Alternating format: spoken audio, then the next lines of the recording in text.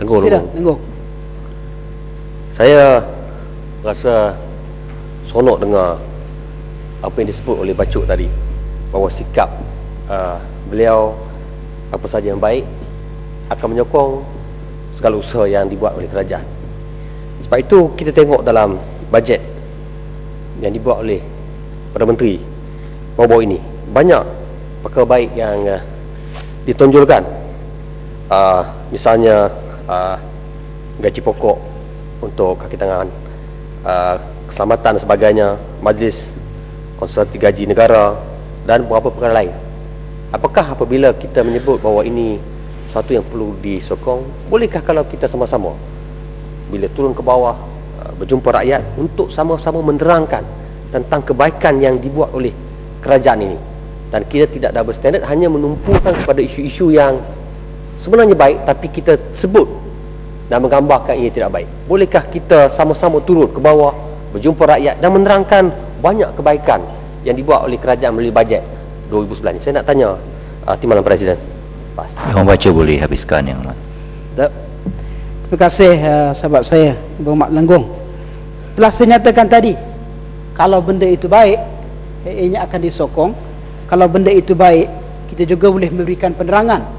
Tapi kalau benda itu bercanggah dengan prioriti yang diperlukan oleh rakyat, kalau benda itu tidak merupakan sesuatu yang diperlukan oleh rakyat, maksudnya 300 barangan yang tidak dikenakan cukai itu, bagi saya tidak diperlukan oleh rakyat.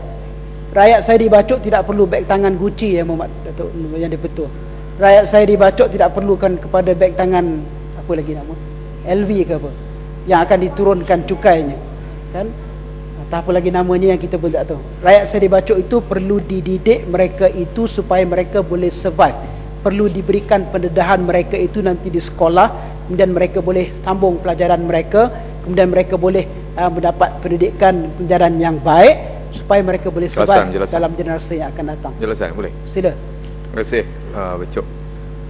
Saya nak tanya pandangan Bacuk. Saya rujuk pada buku yang diedarkan kepada semua ahli parlimen ni. Ada satu istimewanya dalam kita cadang untuk pengecualian cukai import ni. Nampak gaya semua item 300 ni efektif dia serta-merta, tak payah tunggu tahun depan. Tulis kat sini, efektif pemasuhan cukai duty import tu serta-merta hari yang dicadang tu, hari tu juga. Saya nak tanya pandangan Bacuk, apakah ini maksudnya kerajaan betul-betul nak mengutamakan benda ni, kata rakyat perlukan pada item-item ni? Macam di Bacok tak perlu, tapi tempat lain kot perlu. Maksud mungkin orang Indra Mahkota dia perlu pada beg LV mungkin, ataupun orang di Pekan mungkin perlukan kepada kasut Gucci untuk pergi shopping dan sebagainya. Sebab itulah saya telah sebut di peringkat awal tadi, saya melihat di dalam bajet ini isu aulawiyat ataupun prioriti sudah hilang daripada fokus. Slogan rakyat didahulukan ini nampaknya dalam bajet ini tidak terlaksana. Slogan rakyat didahulukan memang didahulukan, tapi didahulukan untuk menanggung beban, didahulukan untuk tidak diberi pembelaan. Kalau tadi Lenggong menyatakan boleh tak kita turun untuk buat penjelasan, memang kita turun untuk buat penjelasan. Yang baik akan kita sebut sebagai baik, tetapi tadilah, bila kita hilang fokus, bila kita hilang prioriti, bila kita hilang untuk melihat apa dia sebenarnya keutamaan yang diperlukan oleh rakyat, yang ini peranan kami juga untuk memberikan penerangan tentang keadaan sebenarnya. Yang akhir ingin saya sentuh, yang berhormat yang betul, orang ramai tak ada yang betul, banyak bagi perhimpunan, so ramai boleh bercakap hari ini, kosong, adalah isu gaji minimum.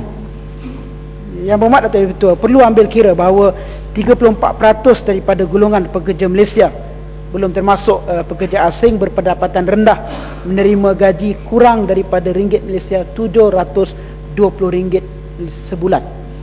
Saya tidak boleh bayangkan bagaimana orang berpendapatan RM720, punya anak dua, duduk di Kuala Lumpur, yang bersekolah anaknya, kan, nak survive. Semua negara yang betul telah melaksanakan undang-undang gaji minimum berdasarkan kepada Minimum Wage Act 1948, semua negara Commonwealth. Salah satu model gaji minimum yang boleh jadi panduan pada kerajaan Malaysia adalah model Thailand, di mana undang-undang upah minimum dilaksanakan mengikut koridor tertentu. Contohnya di Bangkok, gaji minimum ialah 206 baht setiap hari. Tetapi di daerah pendalaman di Mae Hong Son, kalau betul sebutannya, 151 baht setiap hari. Kerajaan Malaysia boleh mengambil kesempatan undang-undang gaji minimum untuk mengembangkan ekonomi luar bandar dengan program gaji minimum, kerana pelabur yang ingin mendapatkan buruh murah akan membuka kilang di kawasan luar bandar, dan ini akan membantu memperseimbangkan pertumbuhan ekonomi di samping meningkatkan pendapatan rakyat luar bandar.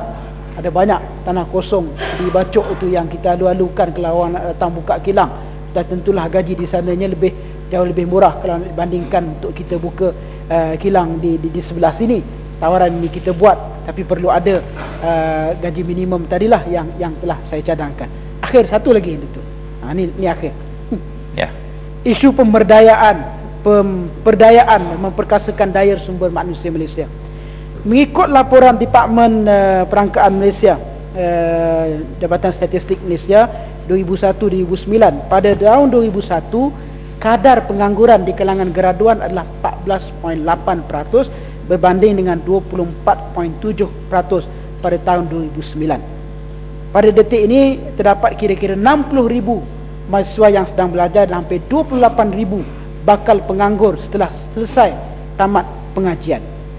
Pada Mei 2010, Yang Berhormat Menteri Pendidikan Tinggi telah membuat pernyataan bahawa terdapat 418,000 warga negara Malaysia yang jadi penganggur. Antaranya adalah 41,514 graduan IPT dan lebih 50% iaitu 264,000 adalah warga negara yang tidak punya pekerjaan.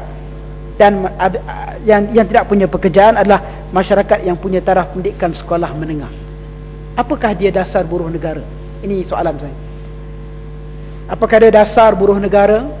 Peranan Kementerian Dalam Negeri, sumber manusia yang tidak mengambil kira tentang masalah ini sebelum memberikan izin kepada pengusaha untuk mengambil pekerja asing yang melebihi 2.2 juta orang yang rasmi.